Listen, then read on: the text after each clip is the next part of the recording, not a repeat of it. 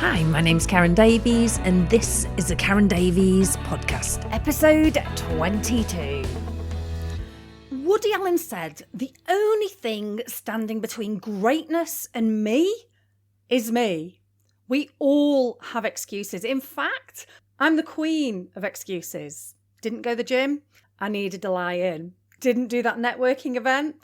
I had to stay in and catch up on some programs. Ate too much? I was treating myself for the 6th day this week. Forget about motivation. There is only one thing that is going to get you to your goals, and that's discipline. Contrary to popular opinion, discipline is in fact freedom. In the words of Jim Rohn, discipline is the bridge between goals and accomplishments. The best version of you is the disciplined version of you. It's the version that does the things that you don't feel like doing, regardless of how you feel in the moment. Discipline doesn't hit snooze. Discipline is never too tired. Discipline doesn't skip workouts. Discipline measures progress. Discipline shows up. Discipline keeps its commitments. Discipline is persistent and unbeatable. When we hear the word discipline, it may conjure up images of soldiers and drill sergeants. Many people mistakenly think that discipline is an unyielding force that crushes spontaneity or drains the joy out of life. But in reality, it's more like an empowering compass that guides us towards our aspirations. Discipline allows us to shape our days intentionally. It's not about rigidly adhering to a set of rules. Rather, it's a tool that helps us make conscious choices that are aligned with our goals. For me, embracing discipline means I can savour life's pleasures without guilt, knowing that my actions are in alignment with my vision for myself, for my life and for my business.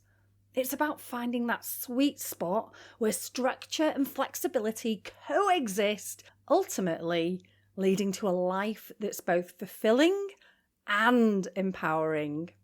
One of my favourite motivational speakers, Jim Rohn, once said, "We must all suffer from one of two pains, the pain of discipline or the pain of regret." The difference is, discipline weighs ounces while regret, it weighs tons. And he's not wrong. Recently I heard someone say that you will never finish a workout and regret it. So, me being me, tried to prove them wrong. I went to the gym and did a workout when I very much did not want to do it. In fact, I was ropeable with myself for forcing myself to go to the stupid gym and do the stupid workout when I could have stayed in my stupid bed. From the start of that workout, my internal monologue was something along the lines of, "I don't want to be here. What a waste of time." But somewhere along the way, after slogging away on the bike and the rower and lifting some heavy weights, I found that my annoyance at being at the gym had dissipated.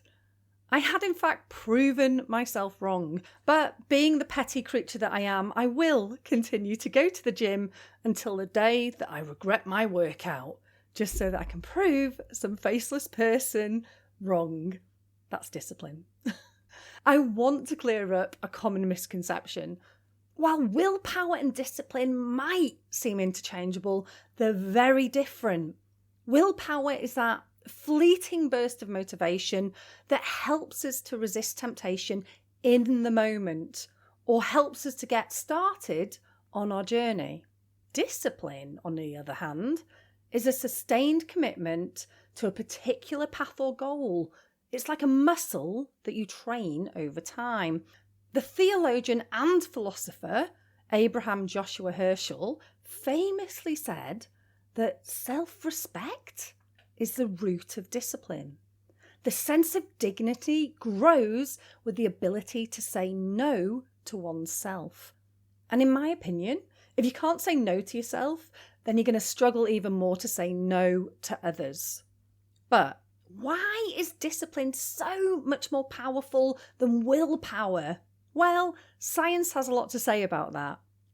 When we rely solely on willpower, we are essentially tapping into a limited resource. Studies show that our willpower can become depleted throughout the day as we make decisions and resist temptations. But discipline, my friends, is like an unlimited source of energy that grows stronger with consistent practice.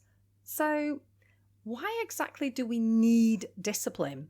Well, discipline is great for a number of reasons. It provides structure and stability. When we have a disciplined routine, we're setting ourselves up for success by creating habits that align with our goals. This predictability frees up mental space for more important decisions. I've spoken before about how since giving up alcohol in August 2021, I've had much more brain space as I don't have to constantly battle with the question of will I or won't I drink, and if so, how much. It honestly is so freeing. And ironically, I didn't even know I was using brain power on this internal battle until I stopped drinking. You don't know what you don't know, right? They say that a fish doesn't know it's in water until it's taken out. I didn't know I was having those internal dialogues until I removed the root cause.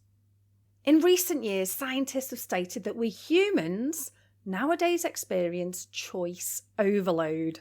The idea that too much choice is a problem is a concept explored in psychology and consumer behaviour, often referred to as choice overload or the paradox of choice.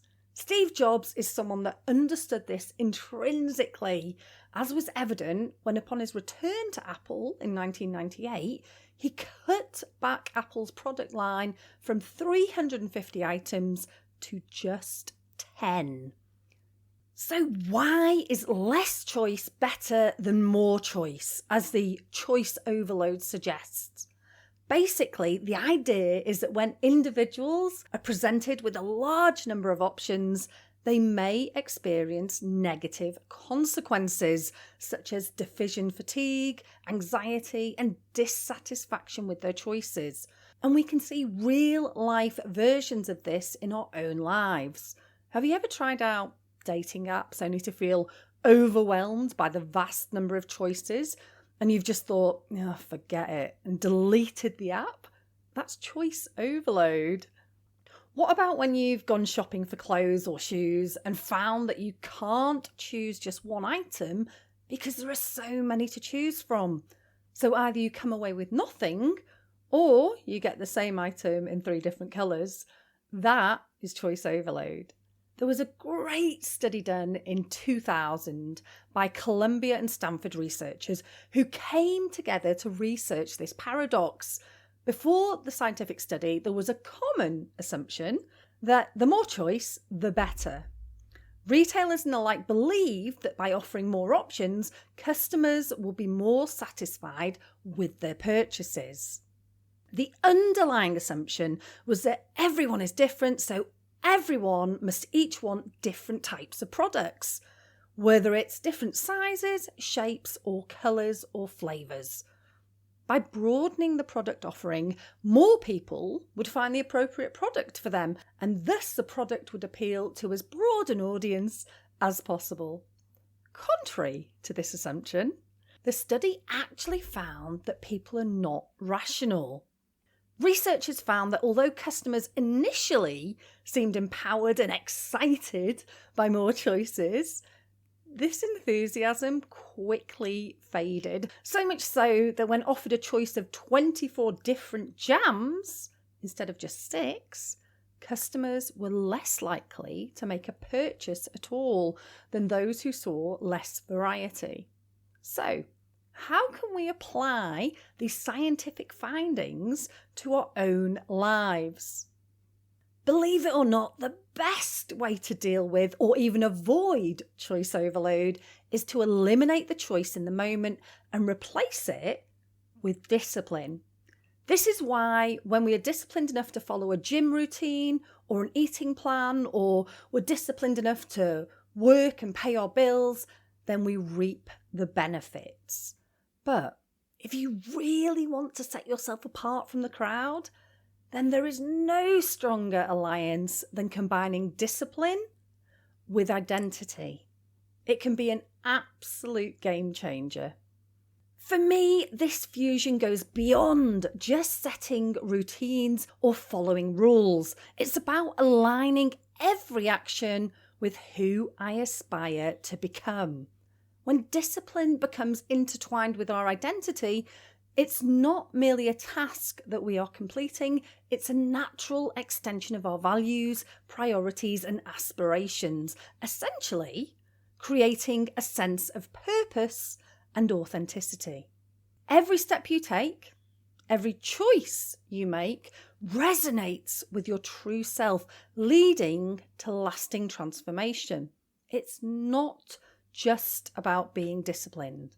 It's about crafting a life where discipline and identity combine to propel us towards our dreams.